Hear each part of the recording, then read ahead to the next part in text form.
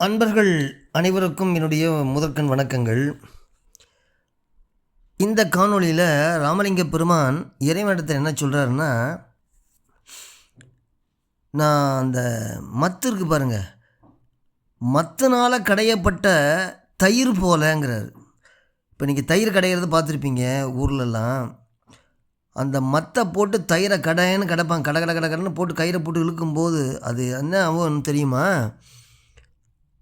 அது என்ன ஆகும், கடைகிற காலத்தில் மேலும் கீழுமா அது இறங்கி அது அடித்து தயிரிட நின்று மத்து சுழலும் போது இந்த கட்டிகள்லாம் உடஞ்சி கலங்கி நீராகி போடும், தண்ணியாகிடும் இல்லையா? அது மாதிரி என்னுடைய வினையால் நான் இந்த மாதிரி மத்து தடைகிற மாதிரி அந்த வினை அந்த மத்து எப்படி அடிக்க அந்த அப்படியே கடையுதோ அது மாதிரி வினைங்கிறது என்னை கடையுது. மத்திடை தயிரன வினையால் அப்படிங்கிறார். மத்திடை தயிரன வினையால் தளர்ந்து போகிறேன். அப்போ முதுமையில் எனக்கு வயசு ஆகி போகுது இல்லையா? அப்போ கையில் குச்சி வச்சுக்கிட்டு கோல் கொண்டு உழன்று இறந்து மீண்டும் பிறப்பதுன்னு சொன்னீங்கன்னா, நான் சின்னவனாக இருக்கிறேன். நான் அதுலேருந்து நான் மேலே உயிர்ந்து வருவதற்கு செய்யக்கூடியது என்ன எனக்கு சொல்லு. உன்னுடைய திருவடியில் என்னை பற்று வைக்க வேணும். நீ நான் பொல்லாதவன், நான் தப்பு சின்ன பையனை நான் எதுவும் தப்பு பண்ணியிருப்பேன், நீ பொல்லாதவன் சொல்லி தள்ளிட்டேன்னு வச்சுக்கோ, என்னை தள்ளி விட்டுட்டீன்னா எனக்கு துணையாவது வேறொன்றும் இல்லையே, யார் எனக்கு துணையாக இருப்பா அப்படிங்கிறார். அதாவது எப்படியா இருந்தாலும் பார்த்திங்கன்னா, பிறக்கிறது இறக்கிறதா இருக்கணும் இல்லையா? செத்தா அது இல்லாமல் மறுபடியும் பிறந்து வளர்கிறோம். அப்போ இந்த மூப்புங்கிறதும் வருது, செத்து போகிறதும் வருது. மூப்பு சாக்காடும்பாங்க, மூப்பும் சாக்காடும் வருது. அதை நினச்சி எனக்கு ரொம்ப சிரமமாக இருக்குது. அதுலேருந்து அந்த தொல்லையிலேருந்து நீங்குவதற்குரிய செய்கை என்னன்னு தெரியல எனக்கு. அதனால் என்ன சொல்கிறாருன்னா, இதுலேருந்து நான் விடுபட வேணும். இந்த மாதிரி பிறந்து வளர்ந்து வினையினால் தளர்ந்து முதுமையில் கோலு ஊனிக்கிட்டு உழன்று அப்புறம் இறந்த பின் மறுபடியும் இறந்து போயிட்டா மறுபடியும் பீனை பிறக்கணுமே, இறந்த பின்னா மேலே பிறத்தல் உண்டாகாதபடி நீ தான் என்னை தாங்கணும் அப்படின்னு இந்த பாட்டில் சொல்கிறாரு. பாட்டை படிக்கிறேன், அப்புறம் இன்னும் விரிவாக சொல்லலாம் பொருள். தத்து மத்திடை தயிரன வினையால், தத்து மத்திடை தயிரன வினையால் தளர்ந்து மூப்பெனில் தண்டு கொண்டு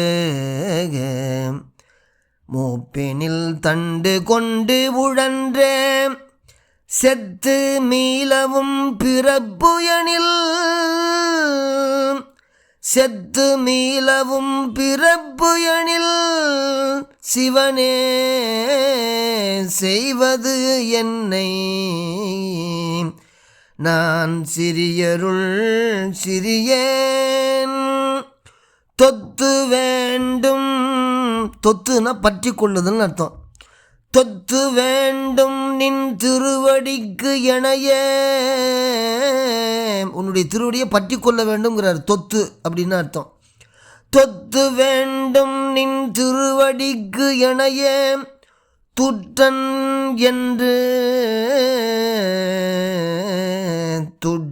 என்று ஏல் துணை பெரிது அறியேன், துட்டன் என்று ஏல் துணை பெரிது அறியேன். புத்தை நீக்கிய ஒற்றியம் பரனே போற்றும் யாவர்க்கும் பொதுவில் நின்றவனே அப்படிங்கிறார். அதாவது புத்தை நீக்கிய ஒற்றியம்பரனே அப்படின்னா, அவர் காலங்களில் திருவூற்றியூராகட்டும், நம்ம தமிழ்நாட்டில் பெரும்பாலும் பார்த்திங்கன்னா புத்த சமயமும் ஜைன சமணர்களுடைய சமயம் தான் ரொம்ப இதாக இருந்துச்சு, வெகரஸாக இருந்துச்சு. அப்போ அந்த புத்த சமயம் இங்கே தமிழ்நாட்டில் வேறுண்டாத வகையில் விளக்கிச்சாமா. அந்த விளக்கிய திருவொற்றியூர் பெருமான் அப்படின்னு சொல்கிறார். புத்தை நீக்கிய ஒற்றியம்பரன், புத்தம்ப சமயம் இடம்பெறாதவாறு விளக்கிய திருவொற்றியூர் பெருமானே அப்படிங்கிறார். போற்றும் யாவர்க்கும் பொதுவில் நின்றவனே, போற்றுவார் அனைவருக்கும் பொதுவாய் நின்று அருள்கின்றனே. என்ன சொல்கிறாரு? தத்து மத்திடை தயிரென வினையால் தளர்ந்து, தத்து மத்திடை தயிரென வினையால் அப்படின்னா, நான் தான் சொன்னேன் இல்லையா, தத்து இது தயிர் கடையிற மத்தில் தயிரை கடைவாங்க. அப்போ தயிரடை நின்று மத்து சுழலும் போது அந்த கட்டிகள்லாம் உடஞ்சி கலங்கி நீராகி போகுது இல்லையா, மோராக போகுது இல்லையா, அது மாதிரி என்ன சொல்லுது, வினையாளுங்கிறார். யார் எது மூலிமா? அது மத்து அப்படி கிடையுது.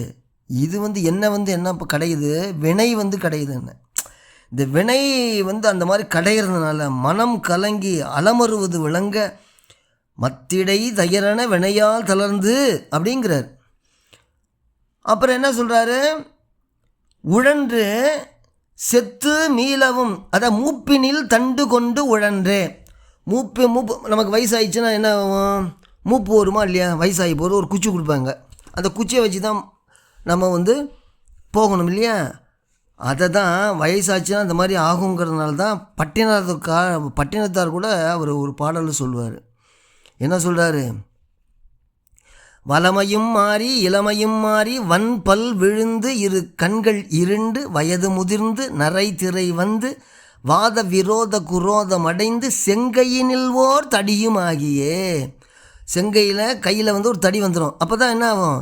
வருவது போவது ஒரு முதுகூனும் மந்தியனும்படி குந்தி நடந்து மதியும் அழிந்து செவி திமிர் வந்து வாயறியாமல் விடாமல் மொழிந்து துயில் வரும் நேரம் இருமல் பொறாது தொண்டையும் நெஞ்சும் உலர்ந்து வறண்டு துயிலும் இழந்து சுனையும் அழிந்து தோகையர் பாலர்கள் கோரணி கொண்டு கலியுக மீதில் இவர் மரியாதை கண்டிடும் என்பவர் சஞ்சலம் மிஞ்ச கலகலவென்று மலசலம் வந்து கால்வழி மேல் வழி சார நடந்து தெளிவும் இராமல் உரை தடுமாறி சிந்தையும் நெஞ்சமும் அலைந்து மரண்டு திடமும் உழைந்து மிகவும் அலைந்து தேரினல் ஆதரவு வேதன நொந்து மறையவன் வேதன் எழுதியவாறு வந்தது கண்டமும் என்று தெளிந்து அப்படின்னு உடற்கூற்று பருவத்தில் பாடுவார்.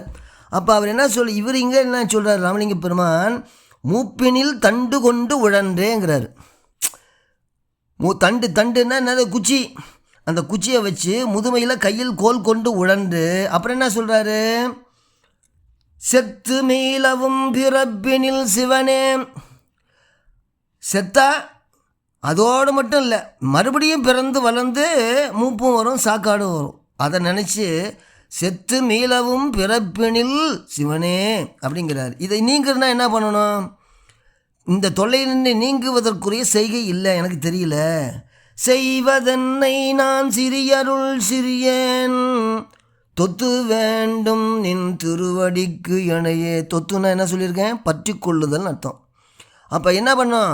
என்னுடைய பிறவிக்குழியில் விழாதபடி உன்னுடைய திருவடியை பற்றி அதனை எனக்கு ஆதாரமாகவும் அப்படியே ஆதேயமாகவும் அமைய அருள வேண்டும் அப்படின்னு சொல்லி தொத்து வேண்டும்ங்கிறார், பற்றி கொள்ள வேணும்.